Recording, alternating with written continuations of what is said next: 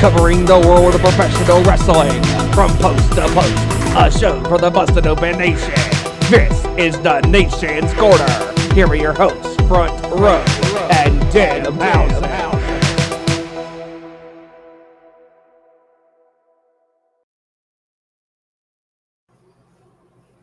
Hey, what's up, pro wrestling fans? Welcome to the Nation's Corner. I am Front Row. Joining me, as always, is the great and powerful Debhausen. Deb, what's up? What's up? I'm good. So, nothing happened this week to talk about. No, nothing at all. It's been a boring week in pro wrestling. Yeah. I do want to take a quick moment, though, to send our condolences to the family and friends of beautiful Bobby Eaton. He passed earlier this week at the age of 62, which is very young.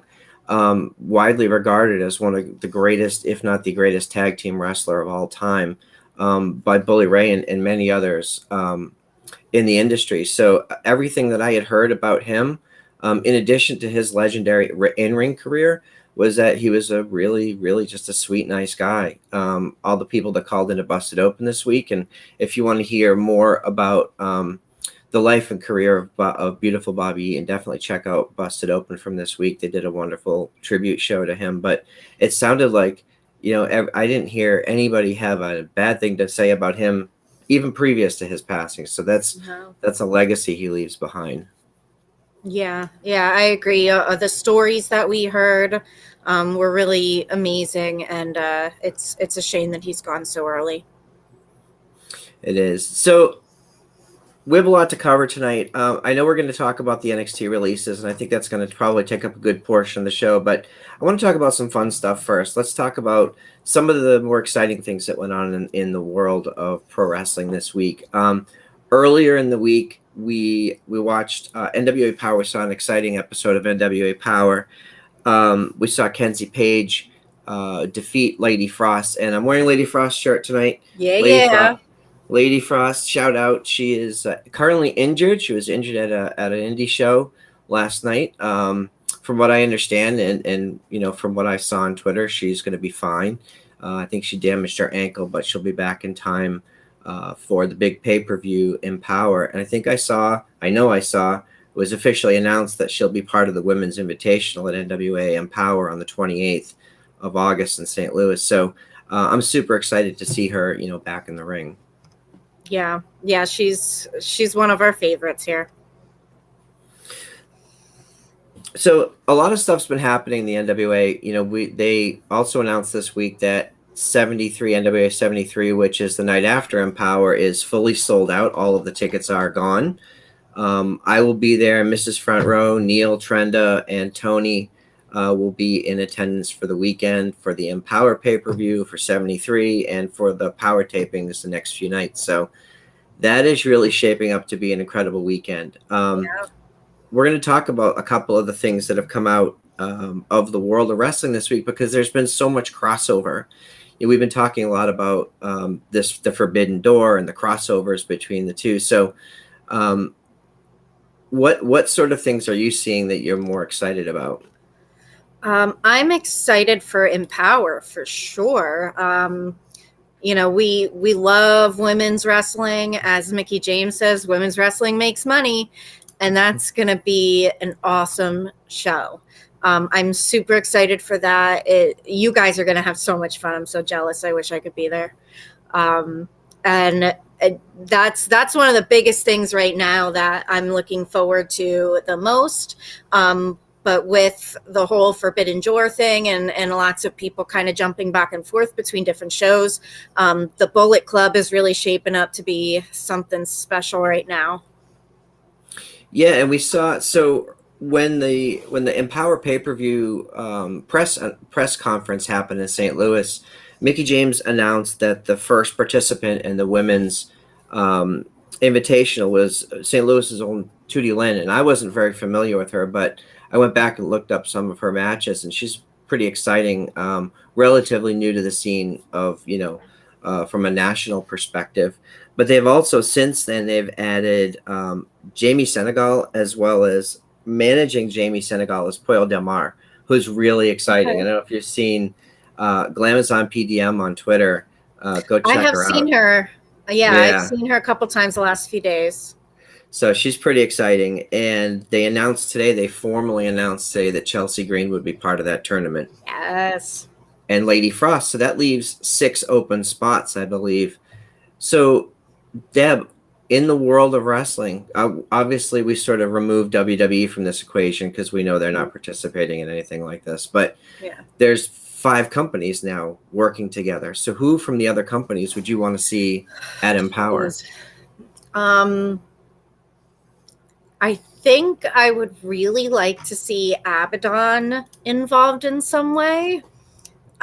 She is very special. She scares the crap out of me, and she's awesome. I think I would also love to see. Let me think. Is Britt announced for anything yet for Empower? I don't think so. Nope. Okay, Britt for sure. DMD. We all know that she has skyrocketed this past year, and she's one of the best in the business right now. Yeah, and I could agree with John in South Jersey. Chris Statlander would be great. Yes. RA is recommending Lufisto, who would be awesome. Okay. It's funny because today's the 5th anniversary of our first Queens of Combat show here in Charlotte. Okay. And it's a women's wrestling promotion. They're on hiatus right now. I think they're coming back in November, but we've seen so much big talent come through here. You know, our champions have included Diamante and Tessa Blanchard and Sue Young and Rachel Ellering, and just there's a whole bunch of people that have come through here. So on the scene right now, and I think we just saw her on AEW Dark last week, Maddie Max is someone that I would love to see at Empower because she's one of the best heels that I've seen at an independent show. If they give her some time on a mic, I think she could really be something interesting. Yeah. Sean said Lindsay Snow. Yes, I am eagerly waiting for her return. We were able to have a conversation with her last year, and she's the coolest. Yeah, definitely. I don't know what her forecast is for coming back from her injury, but from what I've seen, she's up and about and doing physical therapy, and she says soon. But Mrs. Front Row is throwing out Savannah Evans. Savannah Evans, who, congratulations to Savannah Evans, was just made her Impact debut this week, coming to the aid of Tasha Steeles and giving Kiera Hogan quite the beatdown on TV this week. So, you know, we've known Savannah a little bit. She was a guest on our show earlier this year, and she's been in Queens of Combat. She's been in Mission Pro. She's been on AEW Dark. She's even had some tryouts with WWE. So I was super excited to see her appear on our TV. Yeah. But somebody that I don't think a lot of people might be familiar with is Thunder Kitty, and she's interesting. So she is a woman from the 20s or 30s, and sort of her like character. She comes to the ring cursing and smoking and like throwing cigarettes at it. She's a whole mood. I dig it. I think it's at Kitty Thunders on Twitter. Give her a check, give her a look, because I would love to see her on there as well. And of course, she mentions Diamante, who is, you know, currently an AEW contracted talent. So Forbidden Door, maybe. Yes. So who else do we have in the chat here? I see Tessa being suggested. I don't know what's up with Tessa. Yeah, and we haven't seen anything of her yet. I know she's been a lot more active on social media lately. It looks like she's working on a comeback, or maybe she's just working out all the time, which is possible. Yeah. Sean, I totally agree with you. Vert Vixen, absolutely. I would love to see her at Empower. We've seen her all over the place. I think she would fit in with that group for sure. Yeah, most definitely. And, you know, someone else that we've seen a lot recently that I would like to see return is Kenzie Page. And I don't know what her status is, but we saw Kenzie challenge for the NWA Women's World Championship against Camille just a few weeks ago here in Charlotte. Good match. We saw Kenzie 2 years ago. So I think she was 17 at the time here at Queens of Combat. Oh, wow. She's only 19 now. So she's got a huge future ahead of her. For as much spotlight as she's getting right now, I think there's an exciting future for her. And Gamer Dom. Yes, please. Ruby Riot Yes. Ruby Soho. Ruby Soho. Yes, formerly Heidi Lovelace. Yes. I would love to see her make her return at Empower, and then it'll just be a guessing game what she does after that. Yeah, no doubt. So there's so much going on with this like interconnectivity between the different companies. We saw on Impact this week, we also saw Mickie James show up and interrupt Deonna Purrazzo. We know Deonna Purrazzo was invited to Empower. She's accepted the invitation. It would appear now that her challenger for the Impact Knockouts Championship at NWA Empower is none other than Melina. So mixed reaction online about that. Melina's a big name, so we'll see how that goes. Yeah. Shout out to Mickie James, though. She is killing it. Yeah, Mickey's incredible. Yeah. We had a chance to just sort of run into her briefly. I think Mrs. Front Row met Mickie briefly at the NWA Power tapings, and she's just awesome. She's an awesome human. So we're going to hopefully try to get her on the show at some point. But we'll see. I know she's incredibly busy. She's got her music stuff going on. She's got all the shows that she's doing, plus she's executive producing Empower. So the other piece of NWA news I wanted to touch on, there's two things. When Bobby Eaton passed, the NWA posted something very nice about him, and Dax from FTR commented on it, basically saying how he contributed to the business and how much he meant to Dax. And NWA responded, and there was a back and forth that sort of led to this, hey, wouldn't you guys like to come and challenge for those titles? Or Dax actually said, we'd like to come challenge for those titles. Wouldn't it be perfect for a team like us to challenge for the NWA tag team title? So I don't know where it's going. Maybe it was just Twitter banter. Maybe there's plans. I don't know. But I would pay to see that. Actually, we'll be there. Yeah. So I've already paid to see that. You did pay. Yeah. I think crossed. That's great. That I'm a big fan of FTR. I love both of them. And so anything that they do is going to be good as far as I'm concerned. Yeah, I agree. I mean, they have that old school feel, but they're very new tool. Like Bully Ray always says, old school rules, new school tools. They're very much of that. Everything they do is tight. It's real. It's good, but it's very exciting. So, and we've seen them in NXT here in Charlotte. We saw Revival versus American Alpha, which was one of the best tag matches I've ever seen live. So, I would love to see them in an NWA ring. It would feel right. But the other big news on AEW this week, the Bunny was defeated by Layla Hirsch, by legit Layla Hirsch, for an opportunity at the Burke, the NWA Women's World Championship. And Camille was in attendance. And Camille had this face-off with Layla Hirsch. And Layla Hirsch is 4'11", Camille's 5'10", plus the heels. So that what did you think about at that moment? Layla Hirsch is a force to be reckoned with. However, Camille just has a presence about her. She is like a hurricane, just blowing through. She's tall, she's gorgeous. Her outfit, my goodness. John in South Jersey said in the YouTube chat, Camille towered over her. Yes, she did. That would be like if I stood next to Camille. I'm 5'2".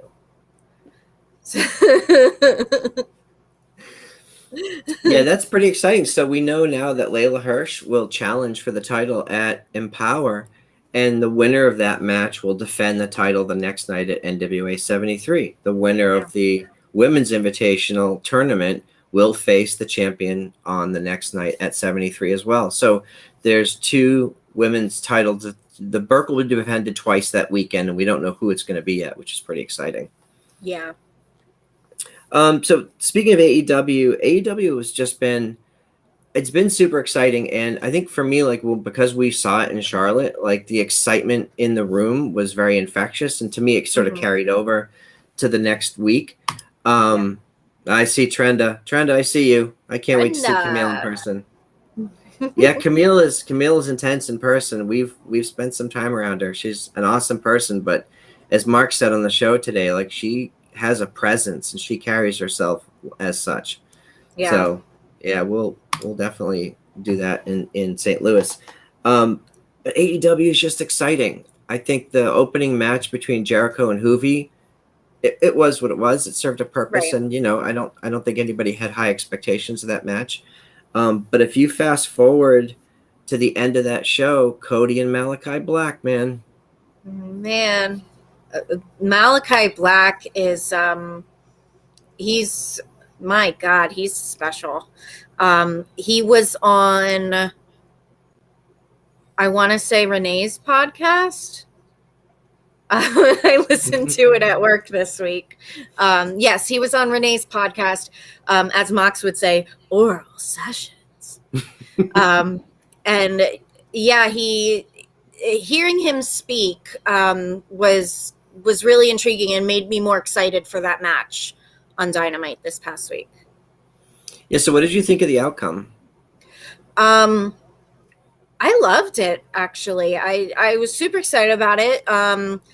Cody's little speech was very heartfelt, and you could tell that it was emotional for him, taking the boot off, and then Malachi Black coming out and interrupting him, I think was a good move. And I think, like, we were on Zoom watching that, and we all were enthralled.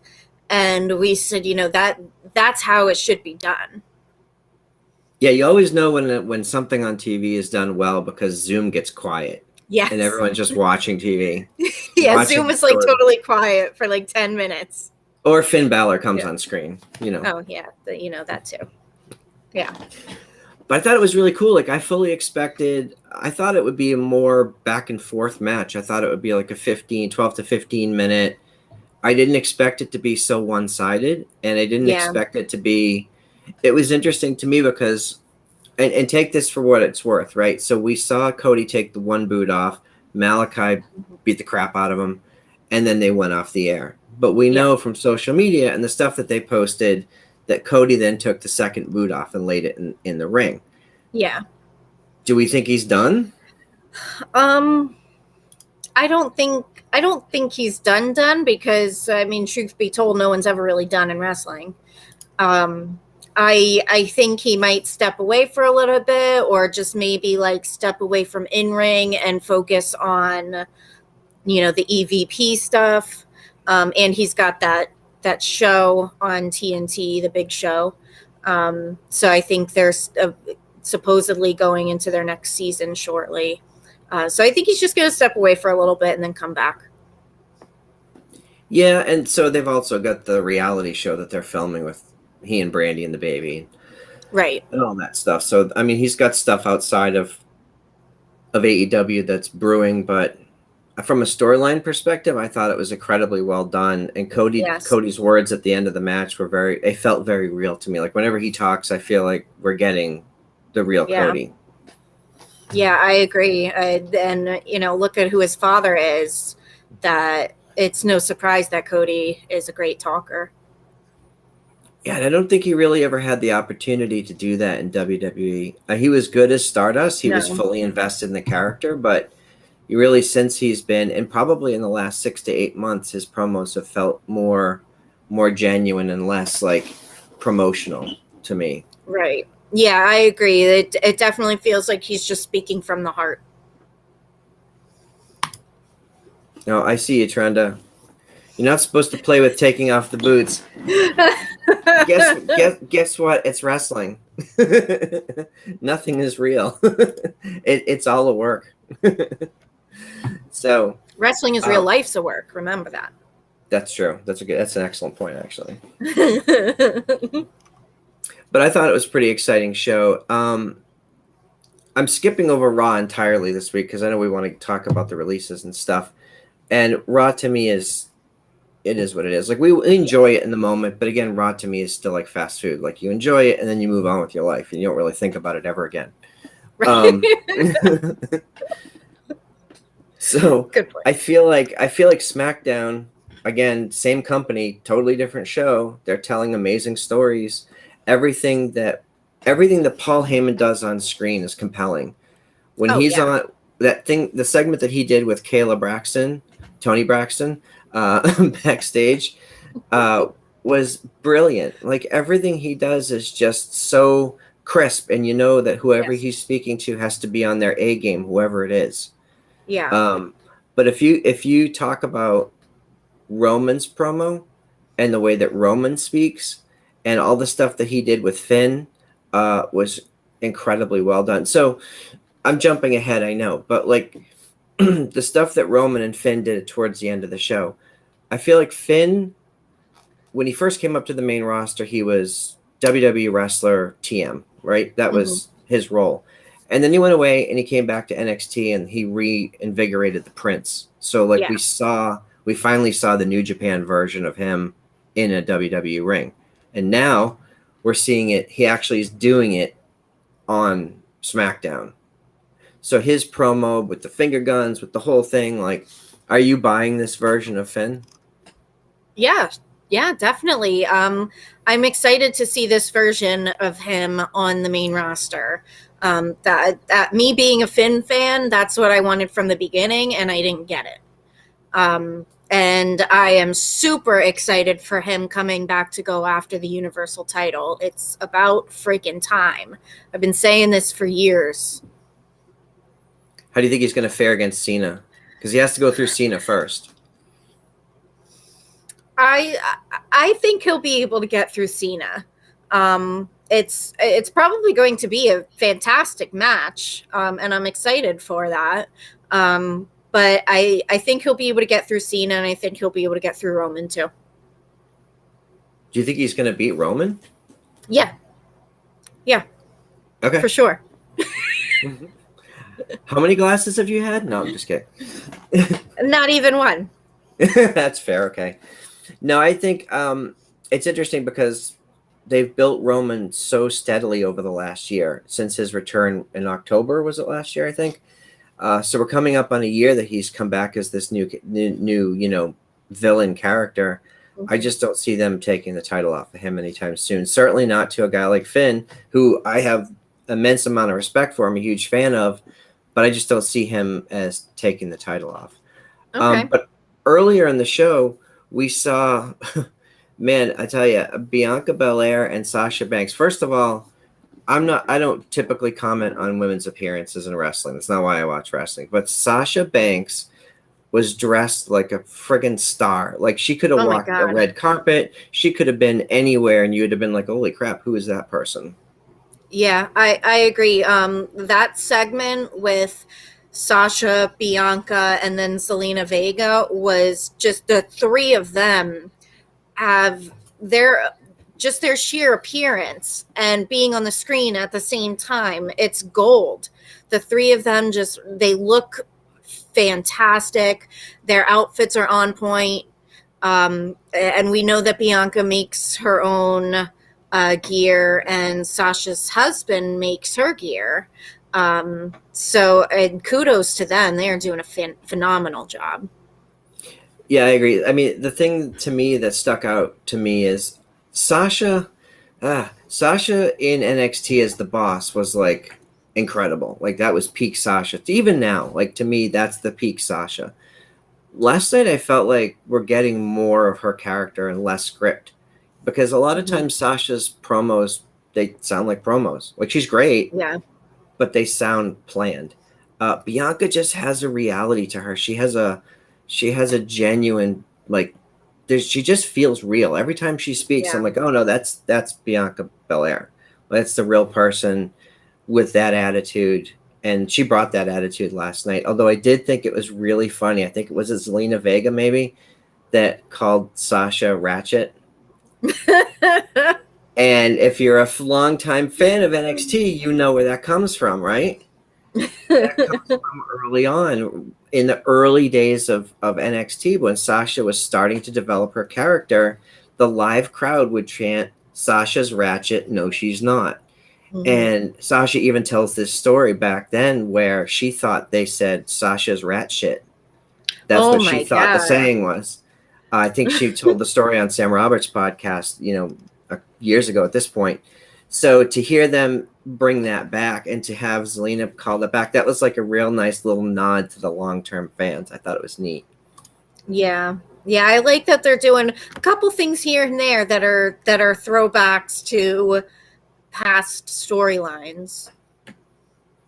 Yeah, I mean, the fans don't forget. We don't. Like, we remember stuff. We typically. We do, yes. Unless it's on Raw, then we just move on. But so that's kind of all I unless there was other stuff that you wanted to cover for SmackDown. To me, SmackDown is still. Oh, actually, there was one more thing I wanted to ask your opinion on, and that was Seth Rollins and Edge. Like, Edge's promos are some of the best that he's been doing in his whole career. Everything he's done since his return, elevating NXT talent, elevating Raw and SmackDown talent without hogging the spotlight and sort of making people work up to his level. How did you feel about the promo last night? Just as you said, he's doing the best work of his career, and Edge is just at the top of his game right now. And I agree with you. He's not stealing the spotlight. He's elevating people up, and he really makes you want to watch it. What he says makes you watch.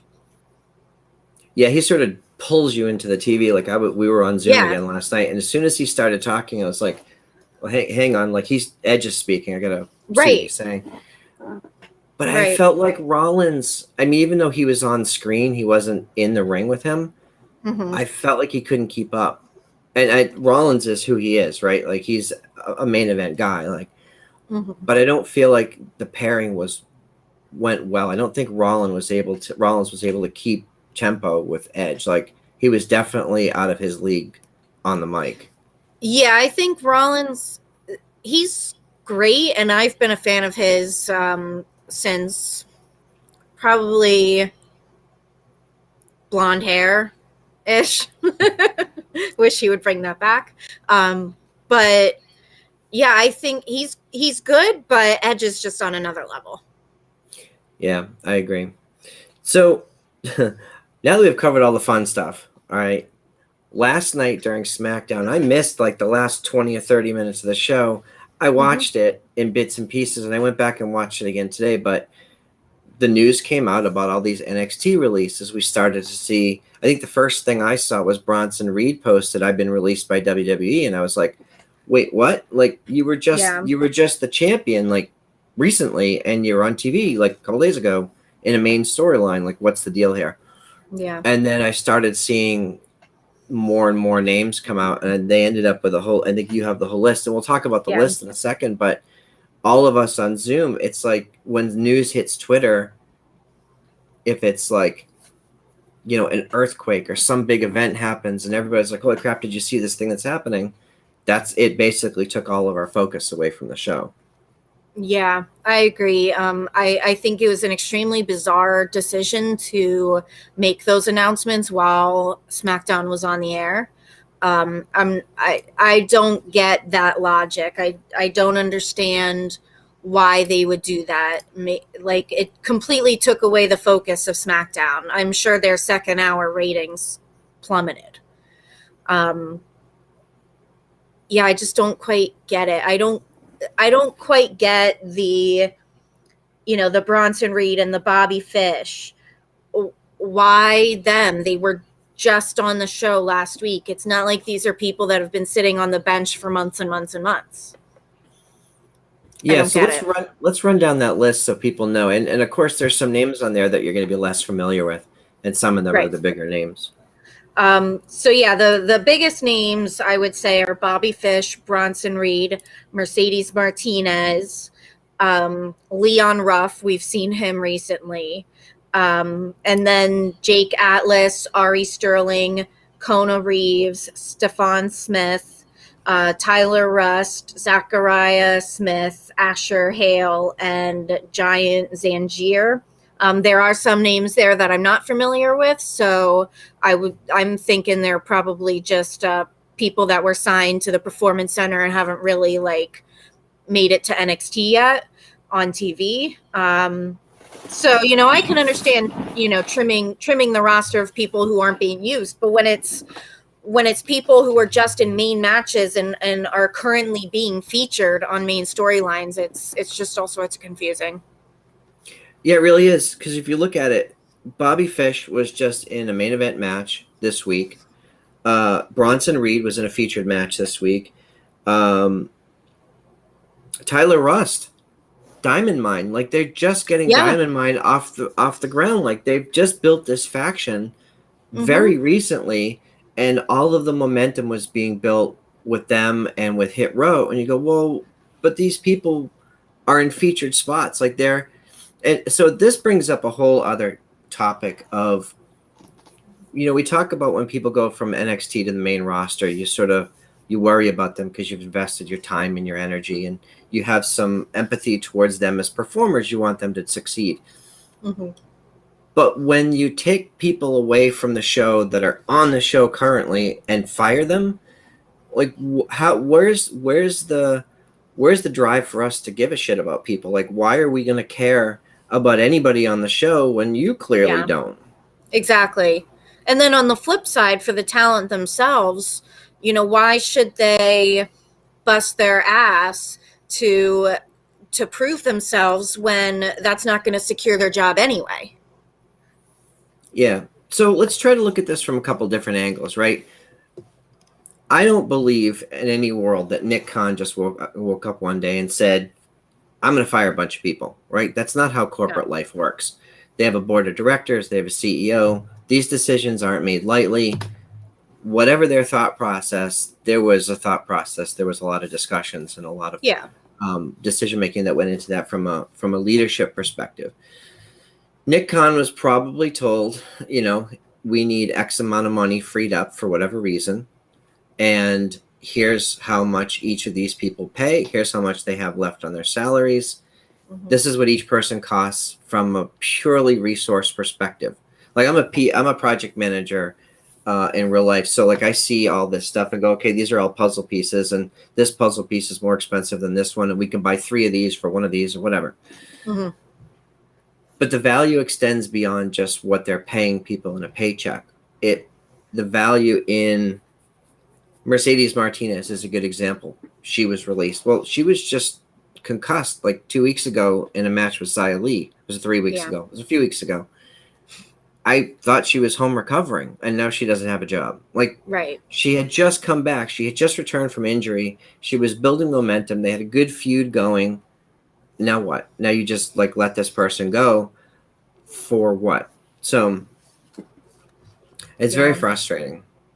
It is frustrating as a fan because, like you said, why should we get invested in these characters when, first of all, especially in NXT, if they move up to the main roster, history shows that their character's going to change and everything about them's going to change. So why should we get invested in their current character now? So they could either move up to the main roster or they could be fired any day. Yeah, and I agree with Money Mark. The standard budget cuts thing is ridiculous. They're posting record profits. They may have wanted to cut money for another reason, but it wasn't due to constraints or lack of income. Right. They have plenty of money. They do. Now, I'm not so blind to not look at this list and go, okay, well, some of these people weren't doing anything. Maybe they had plans for them down the road. Maybe they didn't. Like, I get some of them. Some of the ones we just talked about. Now, Giant Zangier, isn't he one of the guys that was with he was the tall guy, right? He was the tall guy from NXT and that new tag team. I think. Recall. But that goes to prove the point. Like, I'm not even exactly sure who some of these people are. Right. Jake Atlas has like been on a super run. Yeah. But if you look at it from a corporate perspective, they don't make big moves like this. I think there's like 41 people were let go this year already, and the list that I saw from 2020 and 2021 is insane. It's a huge, huge list. Right. And even just recently, Bray Wyatt was released. Hell, they get rid of Ric Flair, which is a whole separate thing. So what are they doing with those resources? Are they restructuring? Are they doing away with NXT? Are they moving NXT? I saw theories. One theory is that NXT might get moved, to Peacock exclusively. But then you go, okay, well, but they have a contract with USA Network, which is owned by NBC, so they can move stuff with it. It starts to get very convoluted, and we don't really have all the information. All we know is like a lot of our favorites don't have jobs anymore. Yeah. I'm more inclined to think that they're just preparing to make NXT what it used to be before AEW came along. That's what it seemed like to me. That's the most likely scenario, but again, we don't know. But I think you have to go back further than that, because NXT was on YouTube in 2012. They had, and I think it was on Hulu, maybe? It was on one of the streaming services, right? And then in 2014, the network came along, and all of a sudden NXT was the crown jewel of the network, besides the pay-per-views. And even in that first NXT at Our Evolution, or was it TakeOver? It was the first special anyway. We saw Paige and Emma, and like, holy crap, this is women's wrestling. Like, we've been waiting to see this. Like, this is what this is supposed to be. Fast forward a few months, and you have Natalya versus Charlotte, and they go, oh my God, like, this is again what we... So they built this whole women's division, and NXT, to me, has always produced the best women's division in all of wrestling. Yeah, I agree. So I think NXT being a destination show, even though it was on only the network from 2014 to 2019, I think it was still bigger than just developmental even during those times. Yeah, I think that, they did sort of treat it like, was its own show on the WWE network. It wasn't exactly treated just like developmental, because the other developmental stuff previously, we didn't get to watch the show as a show. But yeah, I think right now it just seems like, they've clearly given up on treating NXT as a third brand, or the idea that it could possibly be a third brand. It just seems to be reverting. Do you think that was based just solely on losing to AEW, or do you don't think maybe it just didn't work as a corporate model? It could be a combination of both. It could be that they saw, our plan isn't quite working out the way we wanted it to, so maybe we shift focus. Yeah, that's entirely possible. I mean, to me, so pre-pandemic, the way the system was working, and I felt like it was working pretty well, they have what's called the Coconut Loop in Florida, right? And those are the Florida house shows where new talents get experience in an NXT ring, not in front of a camera. We've been to a few of those shows. We went to one in Venice, Florida, 5-6 years ago now. And those were perfect. You have 200 or 300 people. You don't have to worry about timing and cues and all that other stuff. And it's good developmental. So you go to the Performance Center, you go to the Florida Loops, eventually you make it to TV, and then eventually you graduate to Raw or SmackDown, and then that's where you live. Yeah. That seemed to work well from a fan's perspective, because you get to follow someone's career all the way through. You have like, and this is an argument I wanted to ask you about this, because I saw someone post in the Discord earlier today that NXT has a much higher success rate of promoting women into Raw and SmackDown than men. I never thought about that before. Think about it. Like the 4 Horsewomen, all very successful, right? Bianca Belair, Lacey Evans did really well. Yeah. Who are some of the other women that were Shotzi and Tegan? Yeah. It is true. I mean, for all the complaining that we do about how NXT people get lost in the main roster, you look at the main roster currently, and the majority of them came from NXT. So, it's not necessarily true that just because someone moves on from NXT and moves up that they're going to get lost in the shuffle. Nothing's going to happen. But yeah, they have done a great job of keeping all the women going in the main event picture and not getting them lost. Yeah, I think, and I think Mrs. Front Row says, there are fewer of them. I'm not sure if that's a reference to the house shows. There are house shows starting back up again. WWE is touring. We're going to be at a house show next weekend. Christina Busted Open's biggest fan, number one fan, is coming down from Baltimore next weekend. We're going to be attending the Mission Pro show, which I'll talk about in a minute, as well as the WWE event. We're going to 2 wrestling shows the same day. Yes, Mrs. Front Row is a saint. But there are you tacos. guys are going to be exhausted. I know, but there are tacos and margarita involved. So there you go. That. Tacos and margaritas. But yeah, so they're touring, and they're touring on the strength of John Cena, because they have this big Summer of Cena thing. And we know, we've been to a bunch of house shows, and the house shows that were headlined by Cena did really well financially. So I'll be interested to see what numbers they draw for these shows.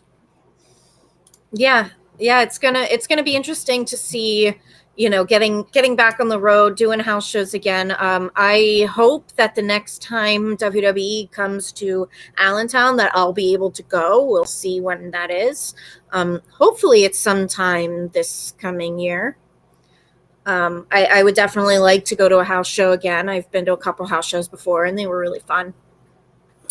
Yeah. So, and the house shows are interesting too, because it ties into this conversation. The house shows typically will have people from NXT who are in transition. So you have your Bronson Reeds and your Karrion Crosses and people who are about to sort of graduate from NXT onto Raw or SmackDown. They would perform at the house shows in dark matches or non-televised events, which gave them the opportunity to, it gave them the experience of touring with the brand without being on Raw or SmackDown. Yeah. However, from what I understand, the house shows were losing money pre-pandemic. So they had scaled them back considerably, and there was even talk about doing away with them entirely and moving WWE to an entirely television-based product. Wow. I don't know what the finances are around any of that. Like, I'm not in those meetings. Yeah. I just watch TV. And I do agree with Mrs. Front Row. The house shows are the best. They are way more fun than the TV tapings, the WWE TV tapings, because NWA TV tapings are the best. But yeah, they're so much fun because the talent gets to play with the audience in a way that they can't on TV. They don't have to worry about the hard cam. They're in and out. And Brody Lee was just, John Huber was one of the absolute best, and they called him the king of the house shows. And we would see him, we would interact with him at the shows. He would come over, stay in character, wander up into the stands. It was he was awesome. Wow.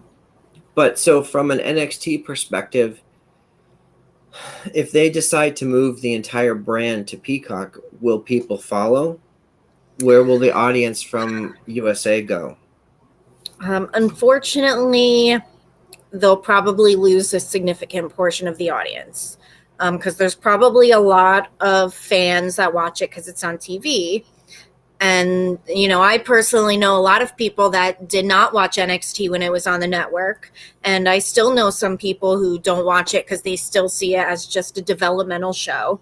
And, there's probably a lot of people that if they go just to Peacock, they'll say, I don't really need to watch it. It's not on TV. I don't feel like, getting that subscription if I don't already have it, or I'll just find something else to do that night. Yeah, I mean, in deference to that, I think Peacock's $5 a month. It's half the cost of the network and includes all the same stuff as the network plus all the NBC stuff. So if it's money's the issue and you were paying for the network before, right, money's not the issue. But I agree, because if you're going to say that it's developmental and you work for a year or two on a character and then you take them and move them to another show and change their name and music entirely, well, then you didn't develop anything. Mm-hmm. You haven't created anything that I care about. When Keith Lee moved to the main roster, I was super excited, but they changed his gear, his music, and I'm like, who is this guy? And then he was losing. Like, well, how good is this developmental brand if you can't produce winners? Like, you're presenting losers to me. I don't want losers exactly. on my TV. And let's not mention Karrion Kross. Yeah, Dave, I think, did like 20 hours on Karrion Kross. You can go back and listen to Busted Open and hear Dave rant about that for a week. Yes. So it's interesting if they just decide to scale back everything, if it really is just changing up changing up the landscape, then I guess we're just going to be along for the ride. I did see a conspiracy theory, and I'll probably have to validate this with Andre, our resident. Andre. Hey, Andre, our resident conspiracy theorist, right? I saw someone say that Vince was intentionally flooding the market so that AEW would swell their ranks and spend too much money. And this blew my mind because I spend my whole life in corporate world, right? No leader in Tony Khan's position would overspend on talent unless he had a place for them. Right. All it does by putting more people on the market, all it does is lower their value because now it's a buyer's market. It's just a supply and demand. If you add 30 super talented, high-level main event people to the market, your mid-carders are now worth less because it's harder to get a job. And I don't mean as people. I just mean as salary. Like, they're good people, I'm sure. Yeah. But also, AEW has 4 television shows to staff now. You've got Elevation, Dark, Dynamite, and now Rampage. Yeah, I think with them coming up with, the 4th show now, they definitely have, a lot of space to fill, a lot of roster to fill. And I don't foresee that there's going to be too many people. It seems like they've done a decent job of getting everyone to have screen time. And, it seemed like Tony Khan was explaining that Rampage is going to be more tied in with Dynamite, and Dark and Elevation are more of the developmental. And I think I like that formula. I think it's going to work. Yep. And so joining us now is our good friend HiJacker Mike. I'm going to bring him in and weigh in on this conversation. HiJacker, what's up, buddy? What's happening? What's up, y'all? What's going on? How's everybody? Good. We're just talking about some of these releases and what they're going to do with NXT, and how Rampage is going to be starting next week with, who do we have on commentary for Rampage? You have Excalibur, Mark Henry, Chris Jericho, and Taz. That's a crowded booth, but I'm excited to see what the show is going to be like. Yeah, that sounds interesting, man. I haven't heard much about it, but I'm excited to give it a chance and give it a whirl and see how it runs. We can't get enough wrestling, can we? That's literally all we've heard about it, except in like some press conferences. Tony Khan said over the last few months that it would still have tie-ins from a storyline perspective to Dynamite, so it's not going to be a standalone show. But what I'm interested in about Rampage is on TNT. Dynamite is going to TBS in 2022, right? So it's still the same family of networks, but it's going to be changing networks. So do they take the TNT title, keep it on Rampage? Is it only defended there? Is it defended across all 4 shows? Do they just have that one title associated with the show? I don't know. Yeah, that's an interesting fact you put out there. We want to see the title ran. I'm tired of seeing titles exclusive to shows. Let the champion bounce back and forth. I don't think AEW will go that route of having individuals tied down to one show like WWE does. I don't care to see that. I'd rather see the talent bounce back and forth. That's fine with me. If you want to put them on one show or the other to give them their spotlight, that's fine. But I don't want to see talent exclusive to one show. That's where we get stale storylines, in my opinion, personal opinion, and so forth. But I hope they allow the belts to travel. Let the belts cross the shows. Let's not tie up the situation with 2 championship belts, 2 tag team championship belts, 2 women championship belts. I wouldn't want to see that personally myself. Yeah, and I think it's interesting too because we saw the way it's been laid out is Dark Elevation is designed to have the matches with a veteran and a newer talent. And veteran meaning just someone more experienced. It's not necessarily like a legend or whatever. But we saw people like Serena Deeb and Thunder Rosa working with, the newer talent. Chris Jericho has been on there. A lot of the top, John Moxley was on last week, working with the newer talent. And then they would sort of graduate to Dark. Dark is sort of their preparation for Dynamite, and then Dynamite and Rampage sharing that space now. So just real quick, I want to circle back on the NXT stuff. How are you feeling about some of the releases, and What do you think they're going to do with NXT as a show? We talked a little bit about them possibly moving it to Peacock or scaling it down or rebranding it. What do you think they might do with it? Honestly, it's a tough call, man. All these releases have me baffled. You know, they've released some good names over the last, 3 weeks, I guess, dating back to Braun Strowman. And I'm baffled because these guys are the names. Now, I understand we get stale with seeing the same talent fight each other, but I would prefer to keep some guys there. You were bringing up a bunch of guys from NXT. They just released a handful of guys from NXT, I believe, correct, on that list? Yeah, that whole list was NXT last night. Yeah, I never thought people would be released like that from NXT, especially, you know, they have Bobby Fish on there, Bronson on there. Those are some big names I thought would have made a name for themselves on the main roster when their opportunity got called up. But I guess Vince feels differently because I don't think this is Triple H's call. I think this is a Vince call, in my personal opinion. So I don't know what they're going to do from here. The releases, some of those folks were in the system, like Bobby Fish. He was in there for several years, right? Oh, yeah. UE's been around for years now. Yeah. So what do we do from here? Yeah, he's going to hit the indie scene hard, you know, whether he would go to an AEW, stay in the indie scene and play. I would have liked to have seen him play there because there's plenty of storylines they could have used him with and kept him running, in my personal opinion. Now, maybe other people fare differently, but I'm just baffled. And what was the other thing you're talking about? I guess WWE going to Peacock with?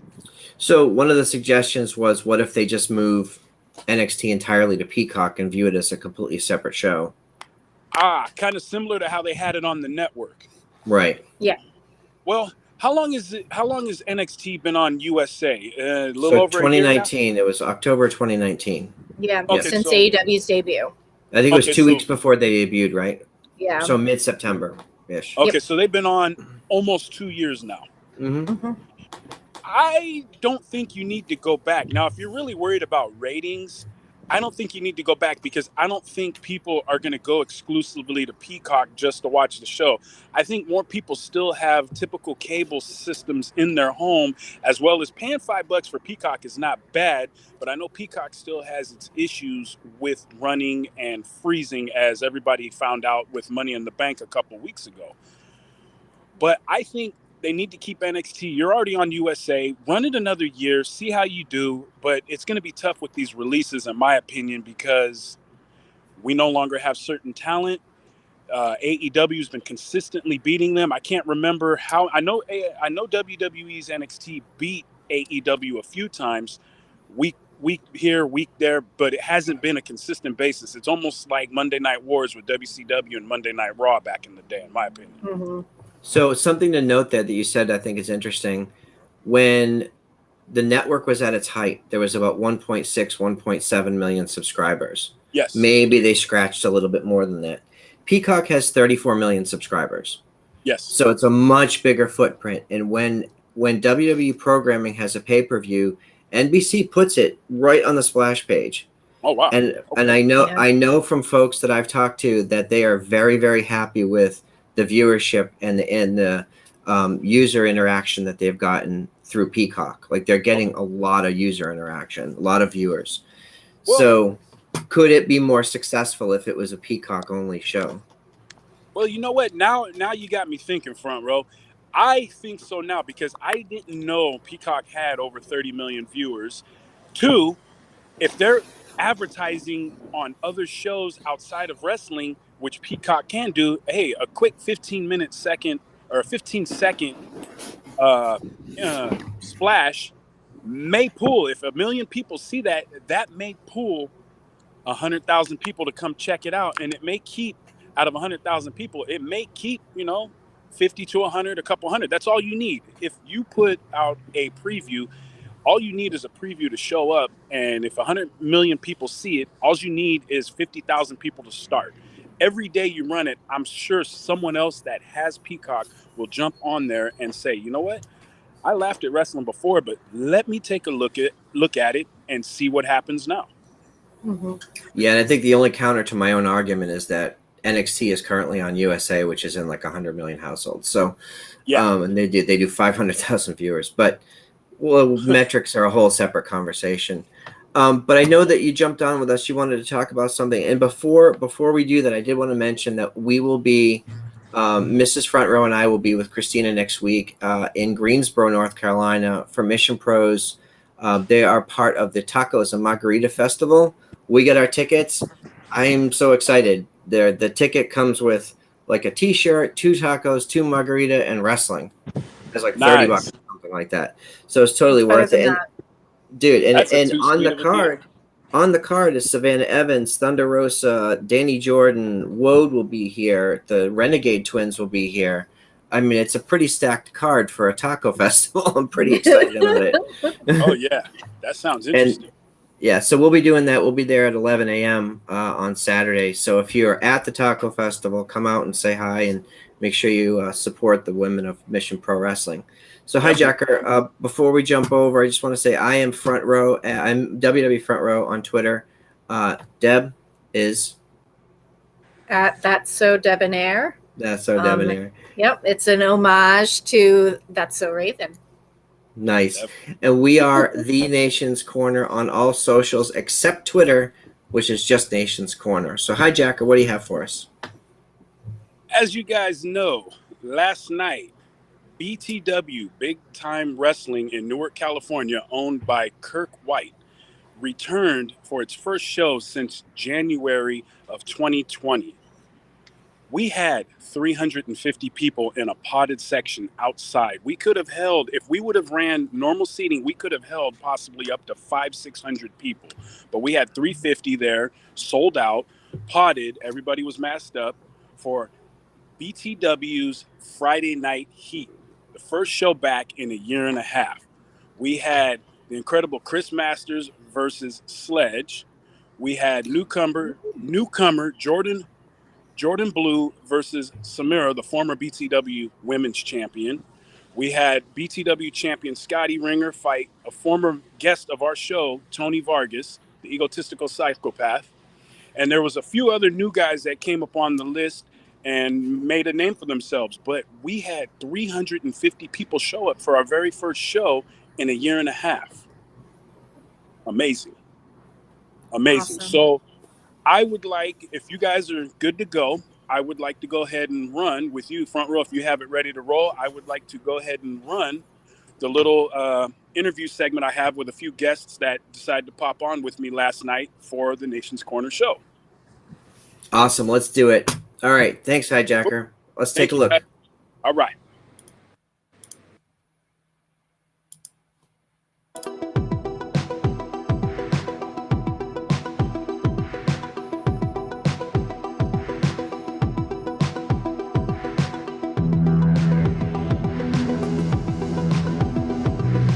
Gentlemen, Nation's Corner, HiJacker Mike back here with you. Special guest, BTW's own announcer, broadcast, journalist, commentator, Dragon Dave.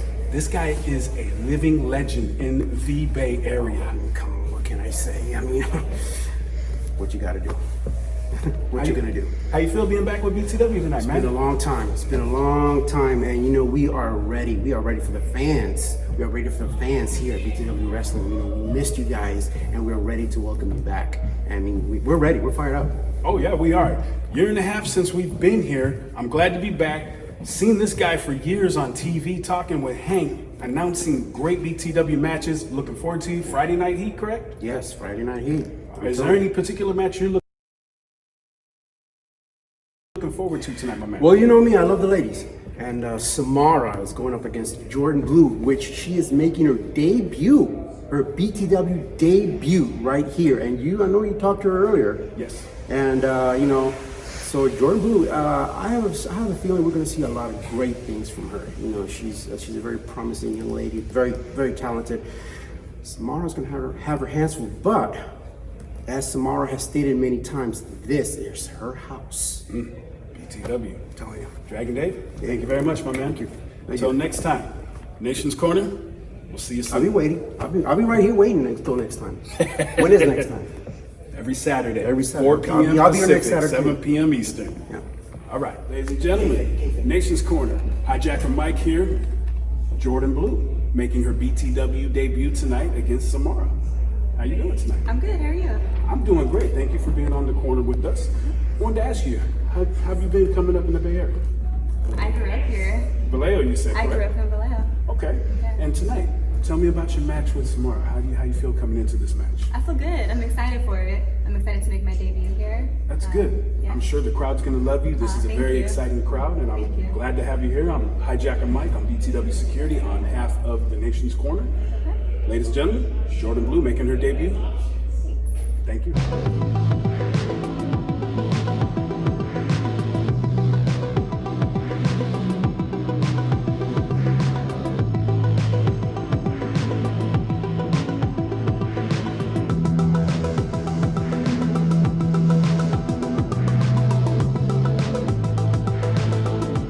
Ladies and gentlemen, Nation's Corner.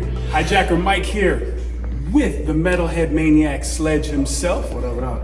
How you doing, my man? I'm good, man. Good to be back in Newark. Good to be back in California. Glad that California wrestling is back. Definitely, man. I feel Super you on stoked. that, man. A year and a half it's been since we last seen you in the ring with BTW. Was it a year and a half? I thought it was longer. I thought it was 2.5. Maybe it's been. Yeah. Maybe it's I been. want to say Salinas was my last show here when I kind of signed off and went off to my endeavors where I'm at now. So Gotcha. Yeah. So yes, it has been two to 2.5 years, Yeah. but it's been a year and a half since we've all been in this building the last time. Yep. How you been? Good.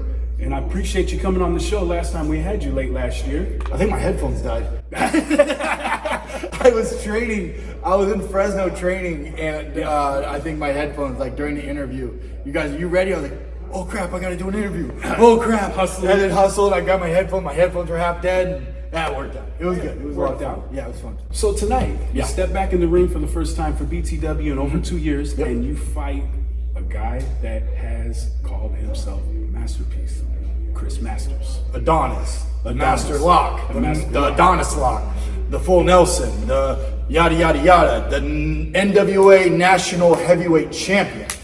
Yes. Chris Adonis, Chris Masters. Yeah, absolutely. Am I excited about it? Hell yeah, I'm excited about it. Me and Chris have a long history. He's known me since I broke into the business. We faced each other. I think last time I saw Chris, we were tagging in Texas. So that was fun. Yeah. So, and last time I wrestled him in BTW, he beat me.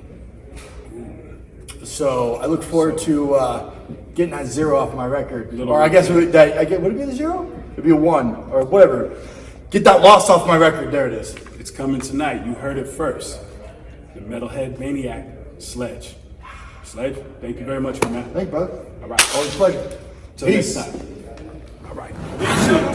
HiJacker Mike here. Got the infamous Fight Club with me. Devin Davis, Sean Sims. Welcome to the nation. Gentlemen, how you doing tonight? Pretty good. Not too bad. You guys had one hell of a match tonight. Tell me how you feel. You know, you guys are going up against 2 legends in the game. It's all guys took them down. Took them down. Can I get a little Fight Club there? No? Don't take a like this. My bad. I guess I'm not. I'm just in. Gotcha.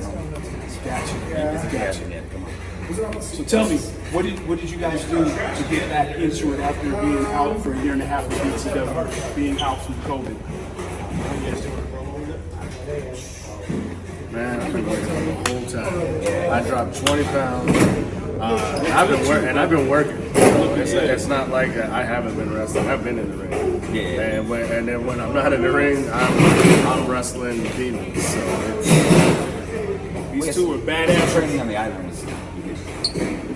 Nation, if you not have seen the Bike Club, Devin, Sean, these are 2 of the badasses in a wrestling ring today. Did it for bacon. we did do it in It's bacon. for American bacon, not that bullshit Canadian bacon. It's ham. Wait That's a ham. minute. I like Canadian Hey, bacon. it's tasty, but it's not It's bacon. delicious. It's not bacon. I don't care. It's still good. It's still doing the same thing. I'm going to eat it. I'm going to eat it. You make a point. Yeah. I mean, American bacon, yes. Canadian bacon, okay. You put them both on a pizza? I didn't think about that. Take it back to the island and bang with you. Ladies and gentlemen, Bike Club. Thank you very much, gentlemen. If you guys ever need a fourth member, We actually have 4. Hey, I don't know if you know. do you know who It's- this is? That is, I have no idea. Yeah, it's probably Fabs. Is he still here? He should be outside. He should be doing ring crew. Yeah. There's a sensational Sean Sims stuff, man. Monster Ceremonies, Devin Danger. We got the egotistical psychopath, Tony Vargas, and we got the super salty one, Popcorn Mike Supreme. HiJacker Mike. You guys need a hijacker?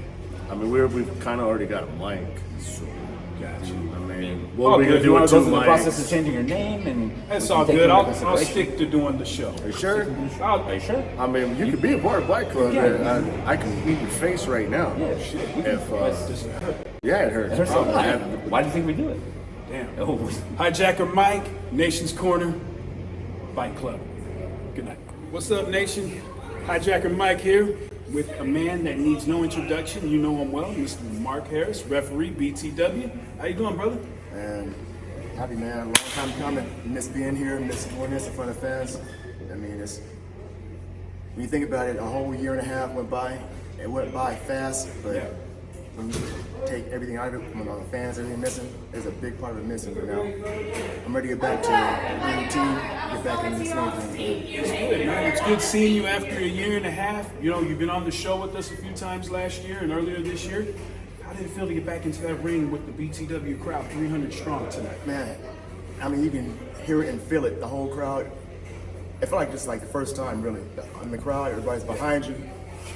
It literally, like, you can, people don't understand it, but you can feel it. When you have people, like, cheering, chanting, you can feel it in your, it pushes you that much harder to go that much longer, that much stronger. Definitely.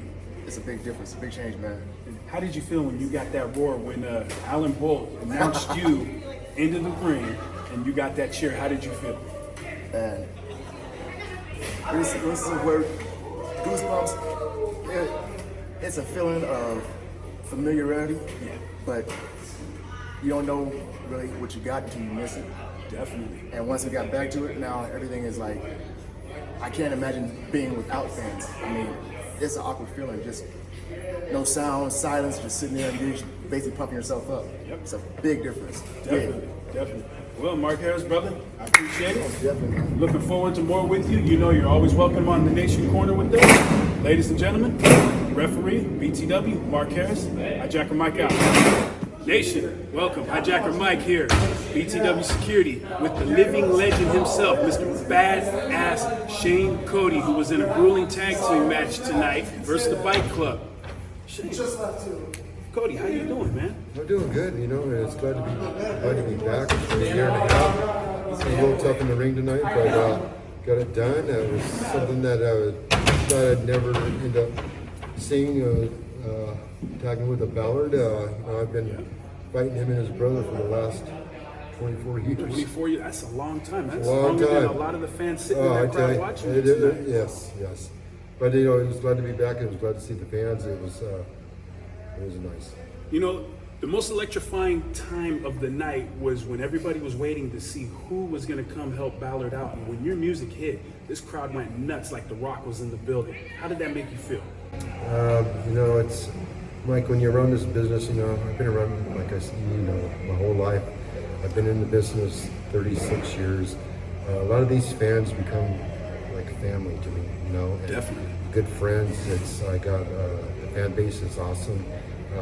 Big time wrestling fans are the greatest fans I've ever wrestled in front of. Just it's a good group of people. Definitely. And stuff really good, man. I'm really happy. But it felt good to be back, and it felt good that response of the fans and stuff coming back, you know. Cool, sounds good. So, last question I'll ask you tonight. What's in the future for Mr. Shane Cody going forward? It's the same thing, like, you know, like I said, I've been in this business a long time. I see the end of my road, but I'm just going to keep on going. Keeps calling you. Walk a little slower, you know. Keeps calling you. know, I'm here as long as they will keep me here, you know. And it's, you know, like I said before, this wrestling business, it starts out being like a fantasy, and then ends up being a sickness. You just can't say goodbye. Don't want to say goodbye. But that day will come sometime. Hopefully not soon. Absolutely. No, the living legend. Ladies and gentlemen, the living legend, badass, Shane Cody. Thank you. Thank you, sir. Thank you. All right.